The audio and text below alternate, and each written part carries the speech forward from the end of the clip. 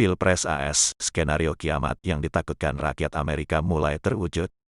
Selama berminggu-minggu menjelang pemilu, Donald Trump telah mengatakan bahwa jika selisih perolehan suara dalam pemilihan presiden tipis, ia akan menuduh lawannya dari Partai Demokrat melakukan kecurangan pemilu dan berusaha mencuri kemenangan darinya. Pada Rabu, tanggal 4 November tahun 2020, dini hari, dia melakukan itu, kendati jutaan surat suara yang sah belum selesai dihitung, ia mengumumkan kemenangannya sebelum waktunya. Kami sudah bersiap-siap untuk memenangkan pemilihan ini.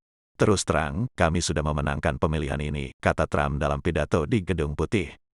Tanpa memberikan bukti apapun, ia melanjutkan dengan klaim bahwa telah terjadi kecurangan pemilu. Ini penipuan besar-besaran di negara kita. Kita ingin hukum digunakan secara tepat. Jadi, kita akan pergi ke Mahkamah Agung AS. Kita ingin semua pemungutan suara dihentikan.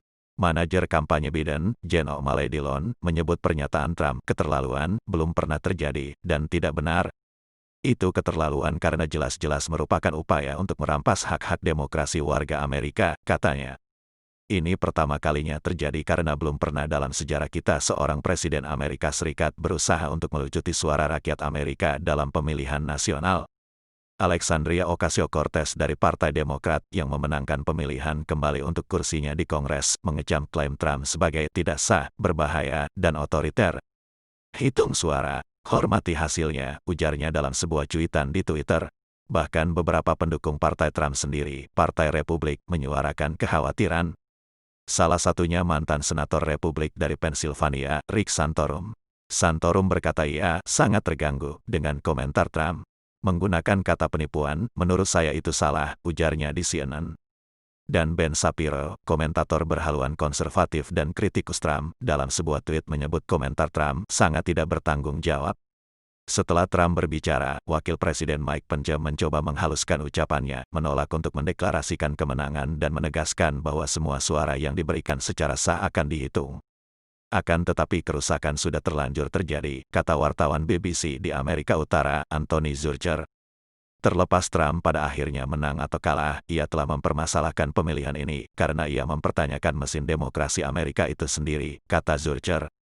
Pandemi virus corona menyebabkan lonjakan dalam jumlah pemilih AS yang memilih untuk memberikan suara mereka lebih awal lewat pos, yang memperpanjang waktu yang dibutuhkan untuk menghitung surat suara.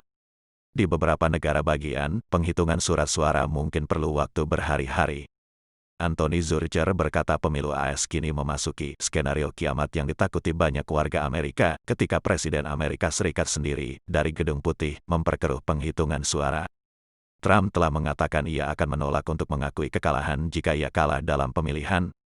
Dalam beberapa pekan terakhir, ini telah menyebabkan perdebatan yang sangat tidak biasa mengenai apakah angkatan bersenjata, dinas rahasia atau polisi akan dipanggil untuk secara paksa menurunkan Presiden AS yang dibarikade di dalam Gedung Putih. Persaingan ketat kini mengerucut pada segelintir negara bagian, Arizona, Wisconsin, Michigan, Pennsylvania, dan Georgia. Setiap gugatan hukum harus melalui pengadilan negara bagian terlebih dahulu, sebelum diteruskan ke Mahkamah Agung. Artinya, hasil pemilihan Presiden AS 2020 berpotensi perlu waktu berhari-hari untuk diketahui. Sementara itu, ada kekhawatiran bahwa ketidakpastian hasil bisa menimbulkan keresahan dalam bentuk protes dan bentrokan. Bahkan saat hari pemilihan hampir berakhir, ada bentrokan dan ketegangan dalam protes yang diadakan di beberapa bagian negara, termasuk di depan Gedung Putih. Skenario terburuk mulai terwujud, dengan Biden mengklaim ia dalam jalur menuju kemenangan dan Trump melontarkan tuduhan tidak berdasar tentang penipuan dan kecurangan pemilu, kata Zurcher. Ini resep untuk perselisihan dan persengketaan di pengadilan yang berlarut-larut, berakhir dengan pendukung di pihak yang kalah merasa marah dan tertipu.